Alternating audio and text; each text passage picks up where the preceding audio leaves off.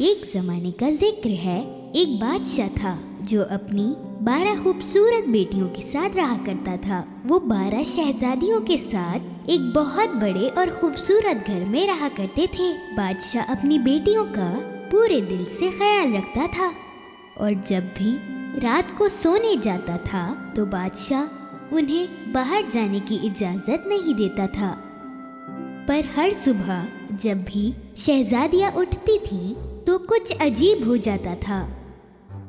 उन शहजादियों के जूतों को जैसे किसी ने सारी रात पहनकर नाच कर रखे हुए हों। उस बादशाह को अपनी बेटियों के लिए हर दिन नए जूते खरीदने पड़ते थे और अगले ही दिन वो सारे जूते इस्तेमाल किए होते थे।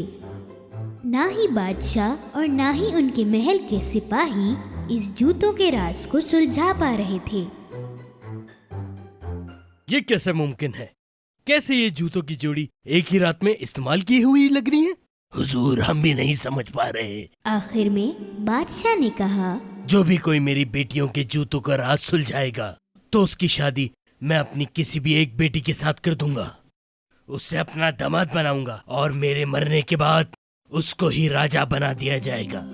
पर उस इंसान के पास सिर्फ 3 दिन और 3 रातें ही होंगी, वरना उसे अपनी बाकी की जिंदगी जेल में गुजारनी पड़ेगी। उस सल्तनत के खूब सारे नौजवान और दूसरे शहरों के राजकुमार भी महल में इस काम के लिए आए।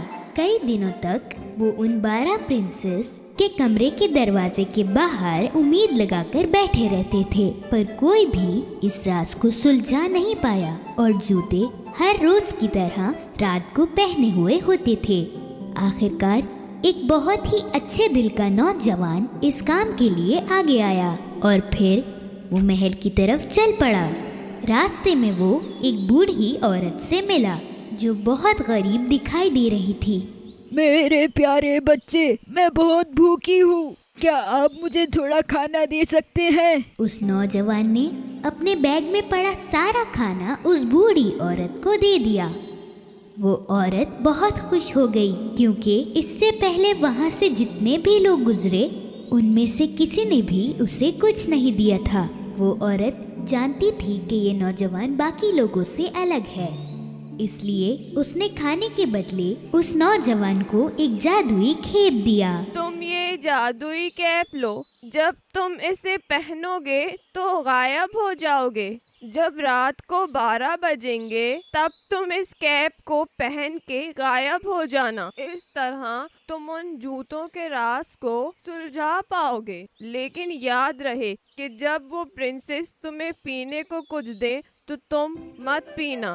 वो नौजवान उस खेप को लेकर महल की तरफ चल पड़ा और जब वो महल में पहुंचा उसने कहा कि वो जूतों के राज को सुलझाने आया है।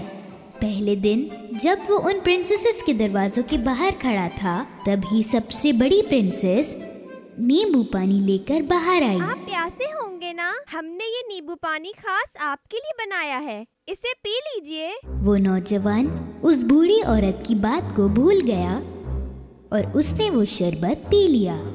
शरबत को पीते ही वो गहरी नींद में चला गया।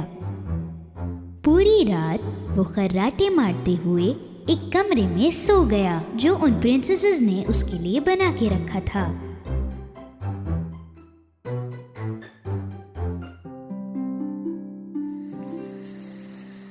जब सुबह हुई तो वो नौजवान डरकर खड़ा हो गया। मुझे तो जादुई खेप पहनकर प्रिंसेस के कमरे में जाना था। दूसरी रात वो फिर से प्रिंसेस के कमरों के बाहर खड़ा हुआ था। इस बार दूसरी प्रिंसेस शरबत लेकर बाहर आई। उस नौजवान को बाहर खड़े खड़े बहुत प्यास लग रही थी और वो रात का इंतजार कर रहा था। बिना कुछ सोचे उसने वो शरबत पी लिया और वो फिर से गहरी नींद में चला गया। अगली सुबह जब वो जागा तो उसे वो बूढ़ी औरत की बात याद आ गई।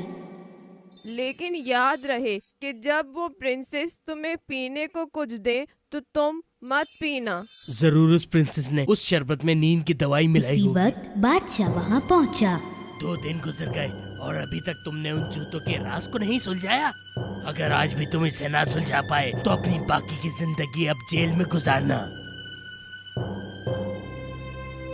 बादशाह ये बात कहकर वहाँ से चला गया। उस नौजवान को आज किसी भी कीमत पर उस राज को सुलझाना था। उसी रात आखिरी बार वो फिर से प्रिंसेसेस के कमरों के बाहर खड़ा हो गया।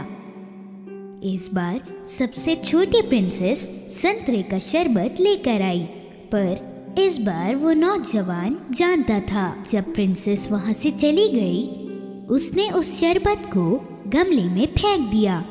आधी रात हो गई थी। उस नौजवान ने जादुई खेप पहना और गायब हो गया। हल्के से उसने प्रिंसेसेस के कमरे का दरवाजा खोला और उसने जो देखा वो देखकर हैरान हो गया।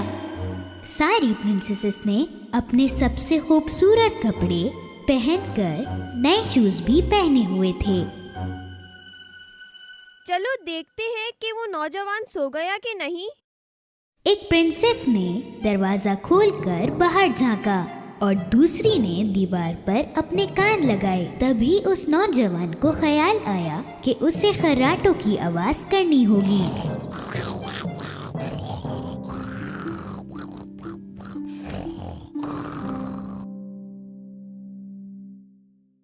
सबसे बड़ी प्रिंसेस ने बेड को एक तरफ सरका दिया और 3 बार ताली बजाई। बेड की दूसरी तरफ से एक छुपा हुआ रास्ता खुल गया। उस नौजवान को अपनी आंखों पर यकीन नहीं हो रहा था। एक एक करके सारी प्रिंसेसेस उस रास्ते से बाहर गईं और नौजवान भी उनके पीछे चला गया। ये छुपा हुआ रास्ता सीढ़ियों की तरफ जा रहा था, जहाँ 100 सीढ़ियाँ नीचे की तरफ जा रही थी। तब उस नौजवान का पैर गलती से एक प्रिंसेस के स्कर्ट पर पड़ गया। किसी ने मेरी स्कर्ट पर पैर रखा। ओहो पगली, वो तुम ही होगी।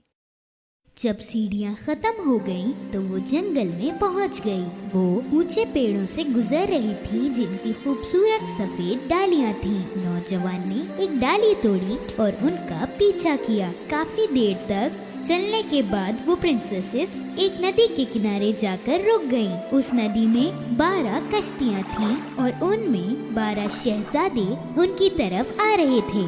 वो प्रिंसेसेस कश्तियों में जाकर बैठ गईं और नौजवान आखिरी कश्ती में बैठ गया। कश्ती आज कुछ भारी लग रही है, जैसे इसमें कोई और भी बैठा हो। अजीब है। पगली, वो तुम्हारा वहम होगा। नदी पार करके वो सारे एक बड़े चमकदार महल में पहुँचे और उन्हें अंदर से गानों की आवाजें आ रही थी। जब उस नौजवान ने खिड़की से झांका, उसने देखा काफी लोग अंदर नाच रहे थे। जैसे ही सारी प्रिंसेसेस महल के अंदर गईं, वो नाचने लगीं।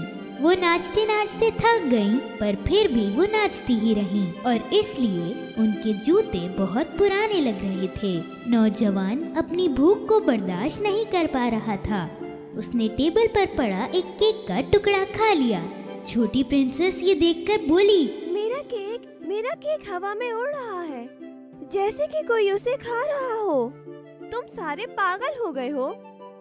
नौजवान ने सबकी नजरें बचाकर टेबल से एक सुनहरा कप उठा लिया। प्रिंसेसेस सुबह होने तक नाचती रहीं। फिर वो कश्ती में बैठकर नदी पार चली गईं, जंगलों से गुजरते हुए, सीढ़ियों से चढ़ते हुए, आखिरकार अपने महल में फिर से पहुंच गईं। पर उनके जूते फिर से पहने हुए थे। वो नौजवान बहुत खुश हुआ क्योंकि उसने आखिर में ये जूतों का राज ढूंढ लिया।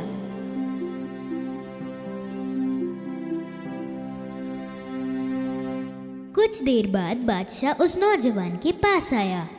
तुम्हारा वक्त आज खत्म हो गया।